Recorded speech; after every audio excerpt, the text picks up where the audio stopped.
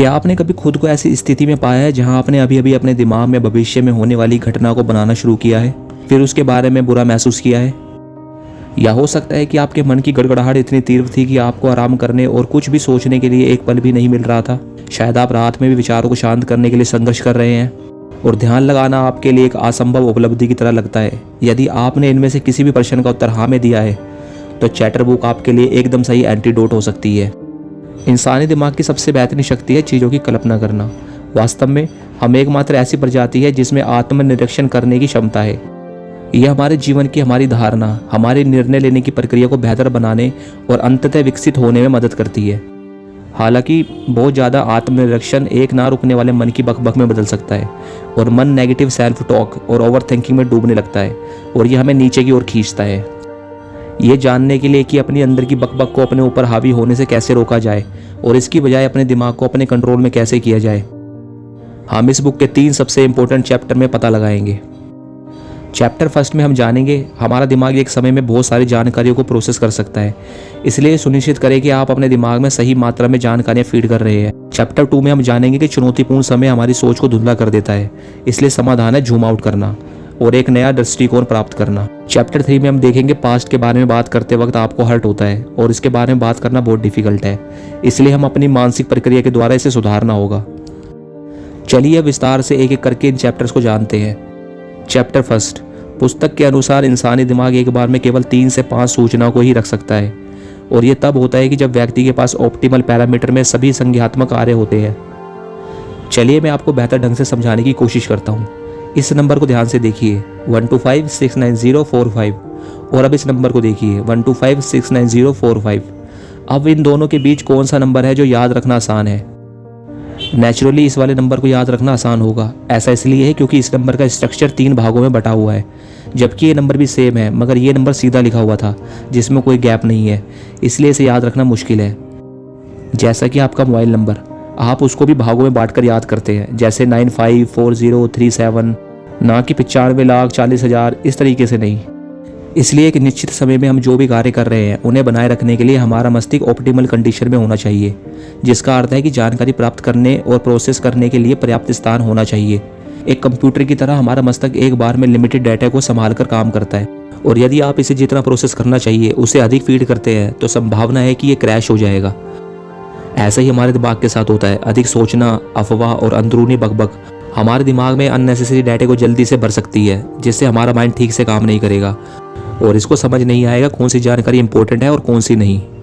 दूसरा ये होगा कि ये हमारे शारीरिक स्वास्थ्य और हमारे संबंधों को प्रभावित करेगा।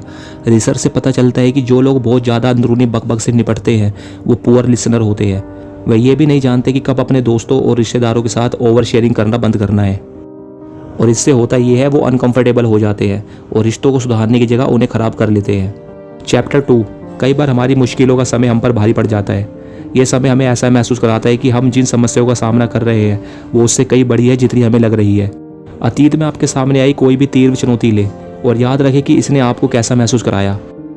क्या आपको लगता है कि आप इसे इतनी सफलतापूर्वक पार कर लेंगे कि आप इसके बारे में फिर से कभी नहीं सोचेंगे और जीवन वापस सामान्य हो जाएगा? शायद नहीं। हालांकि आप पिछले अनुभवों का प्रयोग स्वयं की मदद के लिए कर सकते हैं। जब आपके मन की बकबक दोबारा से शुरू हो जाती है, जब आप अपने आप को कठिन जीवन स्थितियों का सामना करते हुए पाते हैं और अपने मन को आप पर नियंत्रण करने की कोशिश करते हुए पाते हैं, तो बस जूम आउट करें। समस्या को एक अलग दृष्टिकोण से देखें, जैसे ही आपके साथ नहीं आपके किसी दोस्त के साथ हो रहा है, या यदि आप कोई और होते तो आप इससे कैसे निपटते। आप टेम्पोरल डिस्टेंसिंग को भी आजमा सकते हैं। लेखक का सुझाव है कि आप जिस समस्या से आज जूझ रहे हैं इस बारे में सोचें कि वो समस्या आने वाले 10 सालों में आपके लिए कितनी मायने रखेगी। क्या आने वाले 10 सालों में भी वो इतनी इंपॉर्टेंट होगी जितनी आज है? उदाहरण के लिए ये सोचें कि आपका अभी ब्रेकअप हुआ है और आप बहुत दुखी है, और अब ये सोचें कि 10 साल बाद भी क्या आप इसी तरह रोएंगे जिस तरह आप आज रो रहे हैं? क्या वो इंसान आपको 10 साल बाद भी चाहिए जो आपको आज चाहिए? कुछ भी हो, लेकिन समस्या पर विचार करना और अपने विचारों को अपने ऊपर लेने देना एक स्वस्थ विकल्प है। यदि आप अपनी स्थिति के बारे में सोचने में समय लगाते हैं तो आपकी तनाव प्रतिक्रिया सक्रिय हो जाएगी। चैप्टर 3। बड़े होकर हमें सिखाया गया था कि अपनी भावनाओं को शेयर करना और इस बारे में बात करने से ये हमें बहुत हेल्दी और कुछ खास महसूस कराता है। यहाँ तक कि प्राचीन फिलोसोफर अरस्तु ने भी कहा था कि किसी को भी अपने दर्द से छुटकारा पाना चाहिए। वास्तव में ऐसा करने के लिए हमारा स्वाभाविक झुकाव भी है। जब भी हमें थोड़ी सी भी असुविधा होती है हम बच्चों के रूप में अपने माता पिता के पास पहुंचते हैं और फिर बाद में जीवन में हमारे दोस्तों और करीबी लोगों के पास। तो ऐसा क्यों है कि लोग अपनी चोट व्यक्त करने के बाद भी पीड़ित होते हैं? क्या ये काफ़ी नहीं है? वास्तव में ऐसा नहीं है। बेशक हमें दर्द किन कारणों से होता है, इस बारे में संवाद करने से हमें अपनी भावनात्मक ज़रूरतों को पूरा करने में मदद मिलेगी।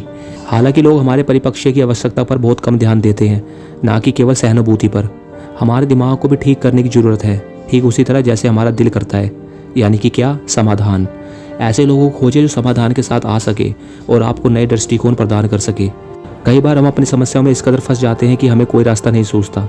यही वो समय होता है जब हमारे दोस्त, परिवार वाले या हमारे प्रोफेशनल रिलेशंस आगे आते हैं और हमें भूल भुलैया से निकालने में हमारी मदद करते हैं। ज़रूरत है उनको सुनने की। हमें एक तर्कसंगत रास्ता खोजने की भी ज़रूरत है ताकि हम दर्द में ना रहें। बोर्ड ऑफ एडवाइज़र का विचार भी विचार करने योग्य है। आमतौर पर अधिक लोगों की राय केवल एक व्यक्ति के विचारों से अधिक हमारी मदद कर सकती है, केवल इसलिए कि अधिक दृष्टिकोण स्थिति से अधिक विचारों की ओर ले जाते हैं।